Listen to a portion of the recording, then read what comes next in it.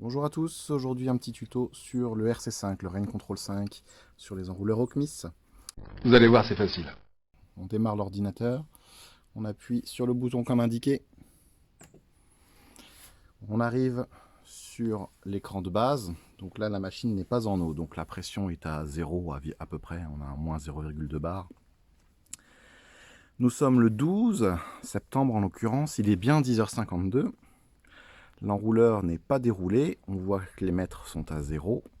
Il y a un petit rectangle rouge, ça indique que le chariot est complètement rentré et que la boîte est débrayée.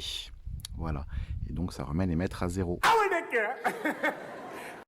Alors pour démarrer l'enroulement de la machine, il faut qu'il y ait le petit bouton Start en haut à gauche qui soit affiché. Là, il n'y est pas, pour plusieurs raisons. Les mètres sont à 0, et donc on a ce fameux rectangle rouge qui empêche la machine de démarrer. À la boulette. Donc pour supprimer le rectangle rouge, il faut démarrer la machine. Donc là, on va tricher un petit peu, on va jouer sur le switch. On peut s'apercevoir qu'on ne peut toujours pas lancer la machine, le start n'apparaît toujours pas parce que les mètres sont à 0. Donc pour ça, on fait une deuxième chose, on appuie ici, on modifie les mètres. Donc là, je déroule mes mètres. Si je veux aller plus vite, j'appuie ici, ça fait x100. Je rappuie pour valider. Et là, on a bien le start. Voilà, à partir de là, on peut faire start. J'appuie, j'ai un deuxième écran avant de démarrer. Là, j'ai mes tempos. Donc je lui dis de tourner sur place 5 minutes avant de commencer à enrouler. Et je peux lui dire la même chose à la fin. Je lui dis qu'à la fin, il ne coupe pas tout de suite. Et par exemple, il tourne 5 minutes. Et là, il nous met le délai d'arrivée. J'ai mis 100 mètres avec le réglage qui est prévu. Il arrive à 16h30. Et si je fais start, il démarre. Non de Zeus. Les réglages de base. Les réglages de base, ils sont ici, sur ce bouton-là. Là, on est en vitesse, donc on a mis 20 mètres/heure à partir du premier secteur. On peut être en pluviométrie, donc c'est pareil, on décale, on appuie, on change, on revient. Ou alors on peut être en temps d'enroulement. Donc là, par exemple, il enroule en 10 heures.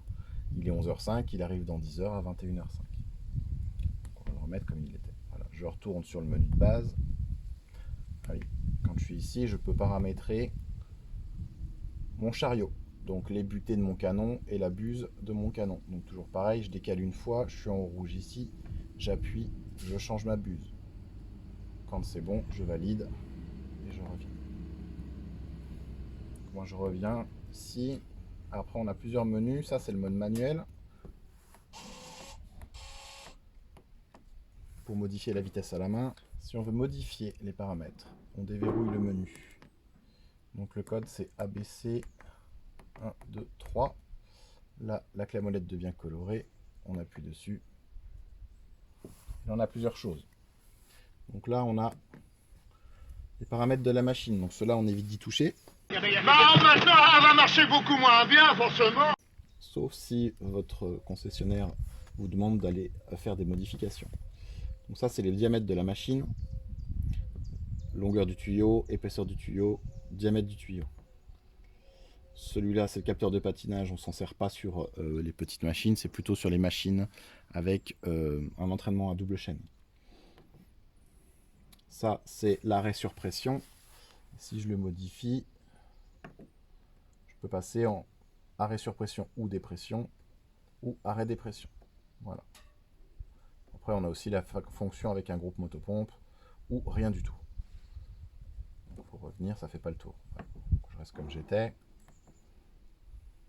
C'est les temps de travail du vérin de l'arrêt sur pression.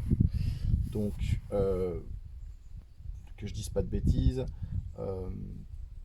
temps de fonctionnement, pause entre deux temps de fonctionnement et impulsion pendant le temps de fonctionnement. Et ça, c'est la durée sur l'ouverture. À quelle vitesse ça s'ouvre. Et ensuite, on a un paramètre qui nous intéresse beaucoup, c'est celui-ci. Ça, c'est pour le redémarrage automatique en cas de chute de pression. Voilà, donc il n'y en a que deux possibles. Quand on a une chute de pression, si on est dans cette configuration-là, la machine s'arrête, il faut venir la redémarrer. Et là, c'est-à-dire que la machine attend que la pression revienne, et quand la pression revient, la machine redémarre. C'est les seuils de réglage du pressostat qui est à l'entrée, du capteur de pression. Et ça, c'est en cas de compteur impulsionnel. Là, on définit à la machine si on a un jet brancard ou pas. Alors, sur cette machine, il y en a un, mais il est passé en manuel, c'est-à-dire qu'il n'est pas piloté par l'ordinateur. Donc on désactive. Si on veut l'activer, on fait comme ça, on valide. Là, c'est pour dire à l'ordinateur si on a un chariot ou une rampe. Voilà. Après, c'est le type de boîte de vitesse. Ensuite, c'est les unités de mesure. Si on est en système métrique ou si on est en système impérial, on va dire. Donc tout ce qui est pieds et pouces au lieu de mètres et barres. Voilà, donc là, on a fait le tour. Ensuite, on a d'autres paramètres. Là, on a les paramètres de date. Donc on valide. On n'en a pas besoin. Ensuite, on a tout ce qui est état des éléments. Donc on voit la tension de la batterie. On voit le capteur fin de course. Donc le capteur fin de course, s'il est activé, voilà. On peut faire en manuel, on peut vérifier les éléments en manuel. Donc on peut vérifier la vitesse d'enroulement en bougeant le bypass. Voilà, comme quand on est en manuel sur l'écran principal. On peut activer l'électrovanne du jet brancard, donc du jet du canon secondaire, en appuyant ici. Donc là, il n'y en a pas, donc ça fait rien. Et on peut bouger aussi le vérin d'arrêt sur pression. Ce qui nous permet de vérifier si le vérin fonctionne ou pas. Donc ça, c'est des choses qu'on fait faire par téléphone, qui nous permettent de vérifier déjà s'il y a un organe de commande qui est en panne. Ça dépasse tout ce que j'ai pu imaginer. On retourne sur le menu principal. Je remontre une fois. On fait la loupe, manuel, et on a notre vérification. Je reviens, je reviens. Ensuite, ici, on a les paramètres pour la mise à jour de l'ordinateur. Donc ça, on n'y touche pas. Et puis ensuite, on revient à notre menu principal et on reverrouille. Hop. Voilà.